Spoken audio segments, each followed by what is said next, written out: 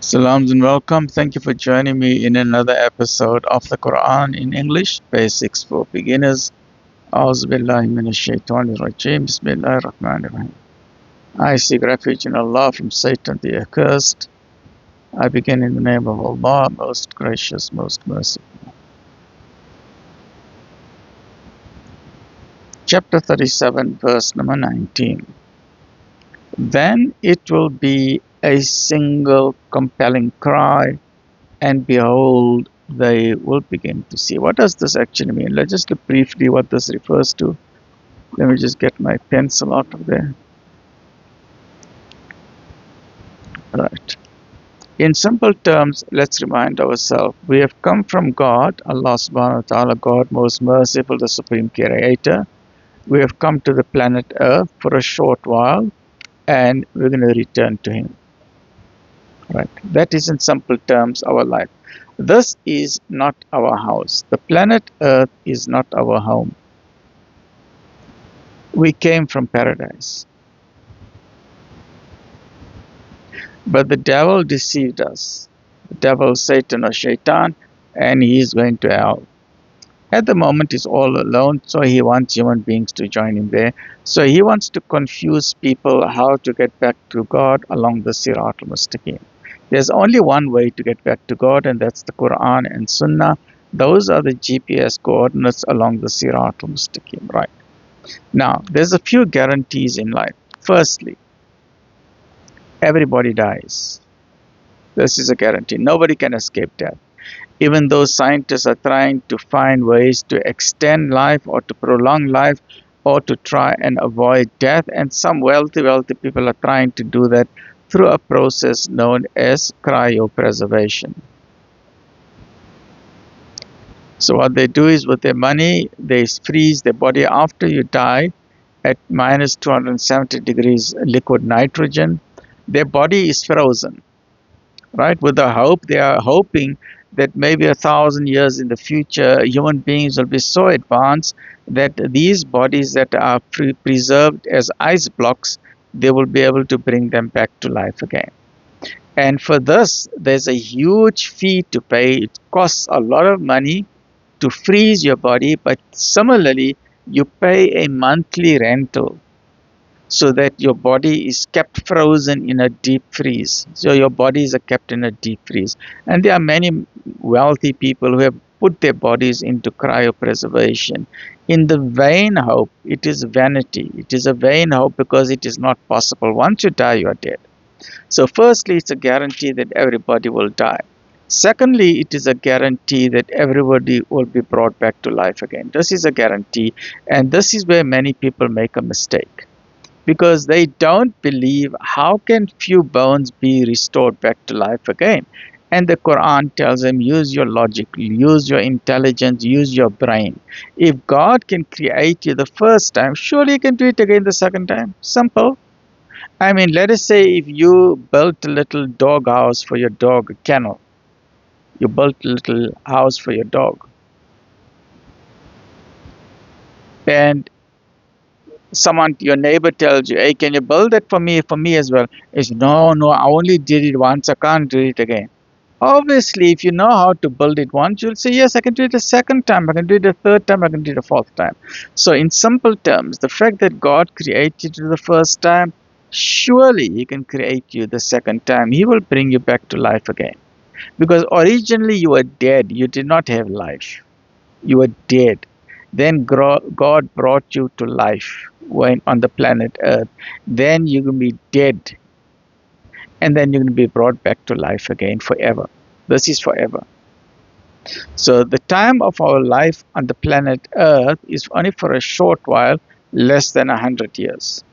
So before we were brought to life, we were initially dead. So we have two stages of death and two stages of life. So we were dead originally. God brought us to life in the womb. Then we lived for a time on the planet Earth with the soul. And then we are dead. The soul continues on its way to eternity. Then God, most merciful, will bring us back to life again. And after this life, there will no longer be any more dead.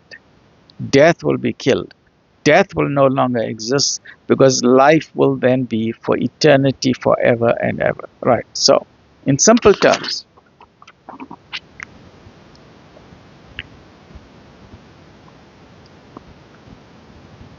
one, it's a guarantee that everyone will die. Two, it's a guarantee that everyone will be brought back to life again. And three is a guarantee of the day of judgment. These are all guarantees.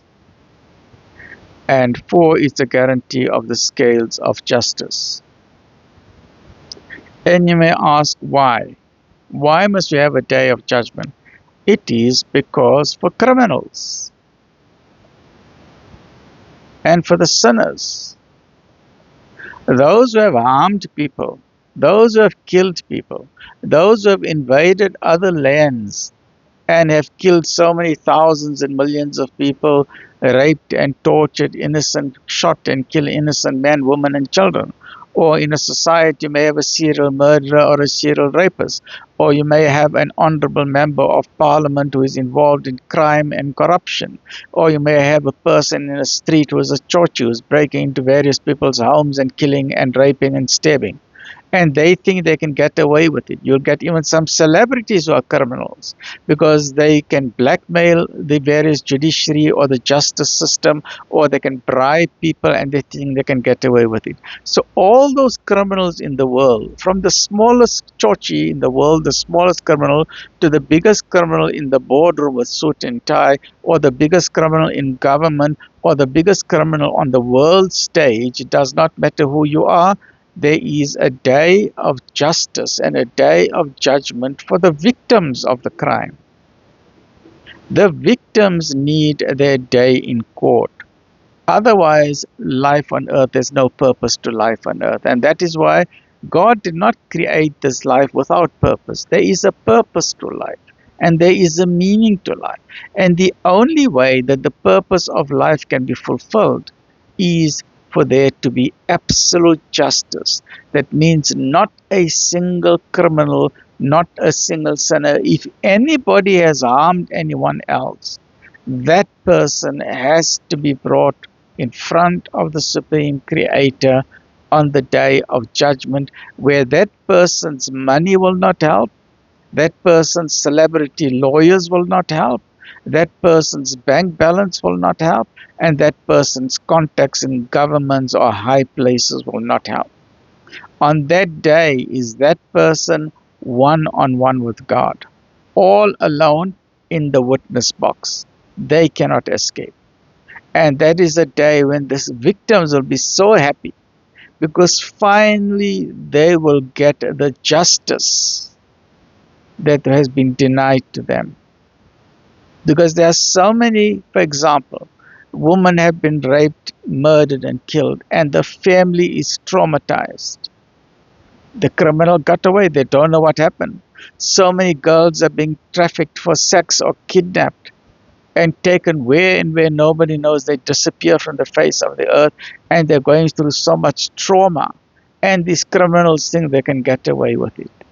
But on the day of judgment, all of their crime will be revealed on big TV screens, east to west, big TV screens, and it will show how these criminals are meeting. For example, if you're an honorable member of parliament, it will show where you met the people, what bribe you took, how your bank balance, where the money went, how you are enriching yourself and your family. Meanwhile, the people are suffering. So it will show exactly on like as if, because everything of your life is being recorded in a HD TV, right? So there's CCTV cameras, because the angels are your CCTV cameras, and they are recording everything. You cannot escape from God. So if you are a criminal and you think you have done things in secret, you must remember, insofar as God is concerned, there are no secrets. You cannot hide anything from God. And the angels are walking around with their cameras, because the angels are living, breathing CCTV cameras. So all the criminals in the world, if you have invaded another land and you are stealing their resources, and in the process the soldiers are killing unarmed men, women and children, raping them, murdering them, torturing them, and then giving lies in the media, whatever those lies are. But on the day of judgment, the entire world will see what lies you are manufacturing, how you are shooting and killing innocent people, how you are torturing people, whether it is in underground dungeons or bunkers. Everything will be revealed because you cannot escape from God on that day. That is a day of absolute justice, which no one can escape. Stay well, look after yourself, alhamdulillah.